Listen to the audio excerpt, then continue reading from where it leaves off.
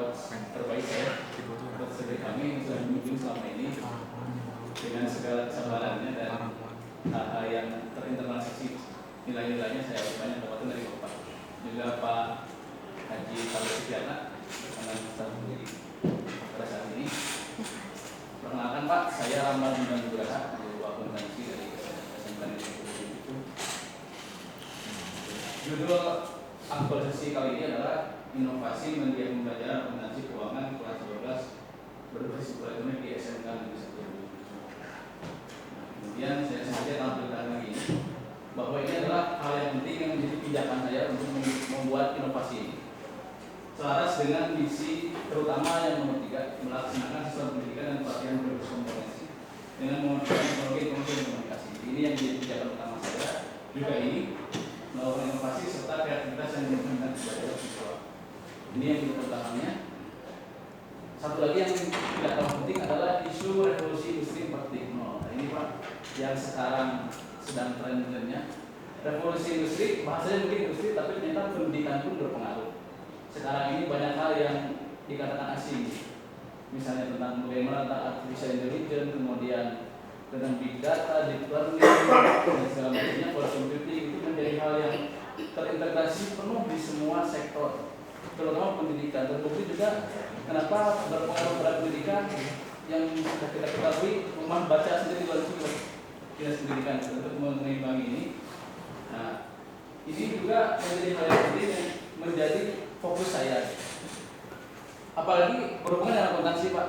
Jadi kalau saya baca akibat revolusi industri ini, akuntansi itu beberapa kegiatan bersifat berulang-ulang, sehingga dengan adanya modernisasi dan digitalisasi ini, hal-hal yang berulang-ulang ini akan terkikis. Nah, maka saya terpanggil Pak, merasa bertanggung jawab, wah ini akuntansi bahaya kalau tidak diselaraskan dengan teknologi. Sehingga berdasarkan tanggung jawab tersebut, saya mencoba melihat memanfaatkan teknologi yang dimana agar bagaimana anak-anak ini walaupun di akuntansi tetap bisa menselaraskan dengan teknologi supaya tadi tidak terlalu zaman Pak. Karena kegiatan yang berulang-ulang sifatnya akuntansi yang sering kita lihat apalagi di SMK itu sifatnya adalah entry data. Karena kalau kita lihat entry data ini lama-lama akan kikis dengan sistem. Nah, ini juga menjadi salah satu tunjukan saya mengambil isu mengambil judul inovasi bertemakan teknologi. Ini Pak isunya. Nah, ini juga menjadi salah satu akibat negatif dari adanya teknologi ini. Jadi ketika sudah kita ketahui bersama, rekan-rekan pun tadi sudah menjelaskan bahwa handphone ini ternyata banyak negatifnya Pak, kelas itu banyak negatifnya. Bahkan yang terjadi di SMK itu sendiri adalah anak-anak itu menggunakan handphone tanpa izin gurunya ketika sedang belajar. Jadi mereka curi-curi, mereka terus saja walaupun sudah diingatkan berkali-kali, mereka terus saja karena tadi sudah mendarah daging mungkin gitu ya, si teknologinya tetap saja digunakan. Nah, ini saya cermati ternyata terjadi hal seperti ini. Maka saya memiliki gagasan bagaimana untuk merubah penggunaan yang negatif ini ke arah positif. Dengan apa? Karena dilarang pun percuma, anak-anak sudah begitu terbiasa dengan menggunakan handphone. Maka saya fasilitasi Pak. Saya fasilitasi dengan kita pakai handphone tapi belajar di sana dengan aplikasi yang saya buat yang menunjang pembelajaran. Itu intinya seperti itu. Nah, kemudian ini tahapan-tahapan yang saya lakukan. Ada 6 tahapan. Yang pertama melaksanakan bimbingan dengan dosen mentor. Di situ juga sesuai dengan kontribusi dengan mata pelatihan yang dipelajari terdapat beberapa nilai yang ditetapkan. Ada komitmen hidupnya, ada akuntabilitasnya, etika publik, anti korupsi dan lain-lain dengan demikiannya efektif, efisien, transparan, santun. Itu saya berusaha menerapkan hal itu. Kemudian pada kegiatan kedua yaitu merancang aplikasi. Jadi pada pembuatan aplikasi ini ada beberapa tahapan. Yang pertama membuat desainnya dulu secara tampilannya atau disebut dengan mock-up. Nah ini juga saya berusaha menerapkan nilai-nilai dasar yang sudah diterapkan di sini, yang sudah diajarkan, yaitu dengan teliti, efektif, efisien, ideal, dan inovatif. Nah setelah dibuat mock-upnya, dibikinlah aplikasinya. Pembuatan aplikasi ini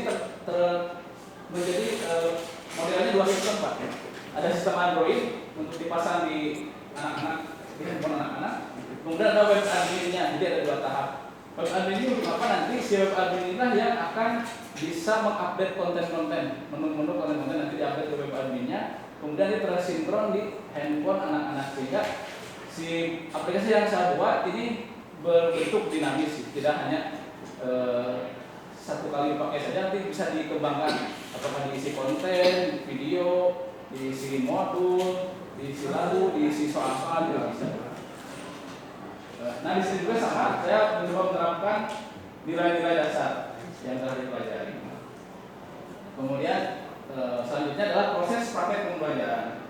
Setelah dibuat aplikasinya dalam jangka waktu 2 minggu kurang lebih, saya terapkan di anak-anak. Saya terapkan dengan beberapa tahapan, tadi sudah disebutkan juga nilai-nilai yang saya terapkan di sana.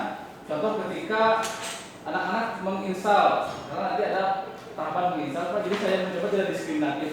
Semua anak dengan berbagai macam handphone, dengan berbagai macam kemampuannya, saya coba bimbing sehingga semuanya bisa menginstal dengan baik. Itu salah satu penerapan nilainya. Yang selanjutnya adalah evaluasi kegiatan. Ini juga evaluasinya berupa bimbingan juga dilaksanakan, juga pengontrolan dari mentor, jadi mentor mengunjungi saya ketika pembelajaran, dan juga tentu akan diterapkan juga nilai yang sudah dipelajari di sini.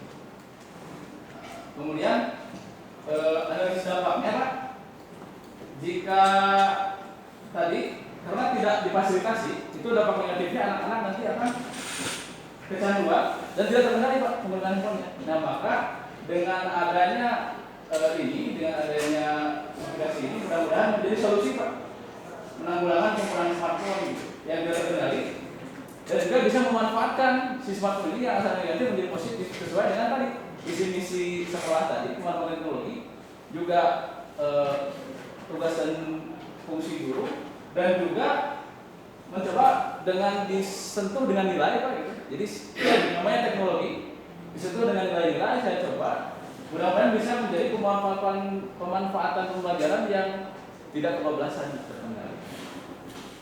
Nah, tentu saja dampak-dampak ini mencoba dihilangkan negatifnya itu dengan cara menginternalisasikan nilai AS-nya. Itu tadi Pak, saya berusaha menerapkan nilai-nilai yang sudah dipelajari, kemudian supaya bisa melaksanakan sistem pendidikan dan pelatihan berbasis kompetensi dengan memanfaatkan teknologi informasi dan komunikasi. Ini berhubungan dengan tadi visi-misi sekolah juga. Baik, itu saja untuk sampelnya. Saya mencoba menerangkan tahapan yang keempat, itu proses pembelajaran. Seperti yang tadi sudah disampaikan Pak, ada 4 tahapan ketika pembelajaran itu. Saya sampaikan ke anak-anak bahwa kita akan menggunakan aplikasi ini. Tahapan pertama adalah pengunduhan aplikasi. Jadi aplikasi ini di-upload di cloud storage, di drive, kemudian anak-anak nanti dibimbing untuk menurunnya. Setelah itu kemudian dipasang, setelah dipasang dijelaskan cara penggunaannya, kemudian saya lakukan dan arahkan bimbingan kepada anak-anak untuk melakukan pembelajaran dengan baik. Nah tentu tadi sudah disebutkan adalah nilai-nilai sesuai dengan mata pelajaran yang dipelajari di sini. Ada rasa tanggung jawab supaya anak-anak yang asalnya dia tidak bertanggung jawab dengan handphone, dia bertanggung jawab. Kemudian ada tidak diskriminatifnya, tidak diskriminatif, semua anak-anak saya coba bimbing dengan baik, efektif, efisien, antusias, semangat, dan ternyata memang terbukti nanti anak-anak itu dan saya sendiri juga meningkat semangatnya ketika didirikan media pembelajaran di handphone tersebut. Nah ini kontribusi terhadap visi-misinya. Terwujudnya lembaga pendidikan yang inovatif memanfaatkan IT harmonisasi dalam budaya sekolah yang memiliki nilai-nilai karakter bangsa yang demokratis dan bertanggung jawab. Kemudian ini adalah hubungan dengan nilai-nilainya. Ada kreativitas, kualitas, dan juga tadi memanfaatkan teknologi dengan tanggung jawab. Ini foto-foto dari kegiatan. Nah, tadi sedikit disinggung Pak, ini tahapan penggunaannya. Aplikasi yang saya buat. Pertama diunduh, Bapak-bapak juga bisa kalau mencoba melihat di URL ini g.ai atau sebetulnya ini aplikasinya saya upload, bisa diinstal. Kemudian setelah diinstal dipasang di handphone. Nah, ini belum masuk Google Play ya, Google Play Store belum masuk karena ada beberapa tahapan yang harus saya lewati dan waktunya tidak cukup sehingga saya upload di Google Play saja. Kemudian setelah itu aplikasi bisa digunakan dengan sangat mudah. Di situ ada menu mata pelajaran dan seterusnya. disinkronkan. Oh ya, modelnya juga ini model semi online Pak. Jadi ada beberapa kendala yang terjadi ketika pembelajaran itu, maka saya buat bagaimana si aplikasi ini bisa digunakan secara offline maupun online.